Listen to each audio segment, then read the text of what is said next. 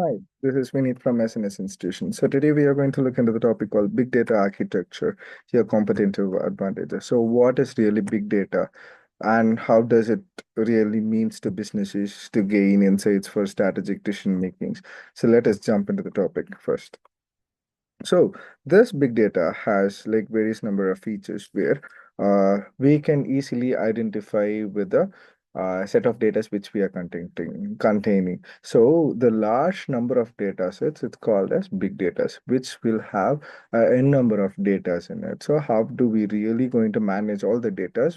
Has a different sort of management here. So yes, so the framework to manage a massive complex data sets effectively. So the big data architecture is nothing but we do have a vast amount of data here. We do have a bigger amount of data where it is in a mixed format. We do tell it as structured, semi-structured, and unstructured. All the data are messed up with that and it is in a cluster format, so we have to organize it, we have to structure it in a proper way so that when we are in the use of data we can easily take that data for the usage of the work which we are going to happening. So the main three characteristics of this big data is volume, velocity, and variety.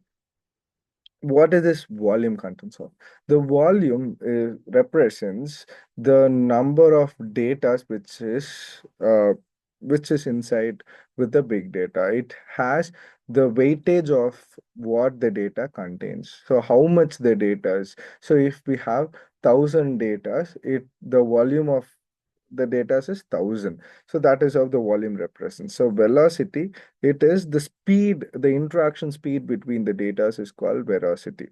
And the variety is nothing but uh, whether it is a structured data, whether it is unstructured data, whether it is a semi-structured data, everything falls under it. So on that sort of time, this volume, velocity, and variety plays a major role in big data. So traditional as well as versus big data.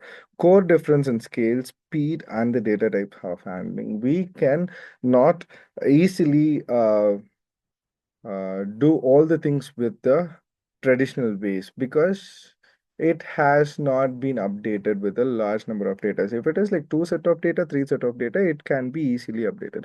But with a large number set of data, it the speed need to be increased. The data types of handling should be increased. Everything has its own viewable way, so we have to work accordingly.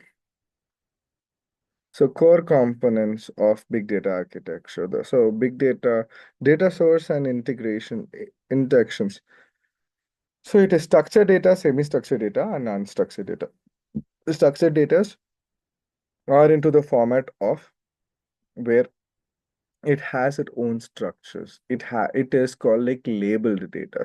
Semi-structured data, it is in the format of um, structured as well as unstructured into it. Unstructured data are fully unstructured because the structured data has its own values. If we represent this as a glass, so on that point of time, the structured data are like in the same. It is like labeled. It has its own meaning of it is like viewable, powerful glasses. Semi-structured data are the data which has the meaning as well as not has the meanings. Unstructured data is the meaning of images, reading images, or like spam mails, or like text, and everything comes under unstructured data. Storage and processes, data lakes, handopes, AWS S3, warehouse now.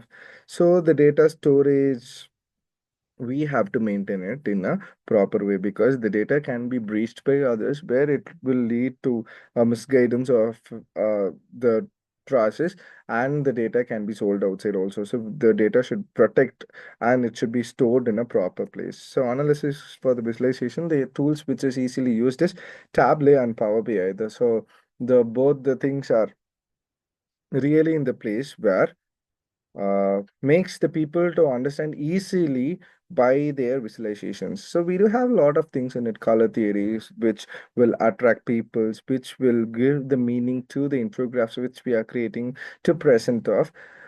The purpose for these tools is to make the data to easily viewable to the persons which we are going to show it off. Next, building blocks, integrations, and storage layers. So data integrations is we do have lot of place to be stored with the data, and the data should also have a security with it. Why? Because the data can be breached at any time. The data can be theft at any time. We have to store them in a proper place, whether it is a server or whether it is a storage place or whether it is a cloud storage. We have to ensure that we are providing a proper a storage space with a good security with the data so that it cannot be breached. I hope you have got some thoughts and ideas about it. So thank you so much.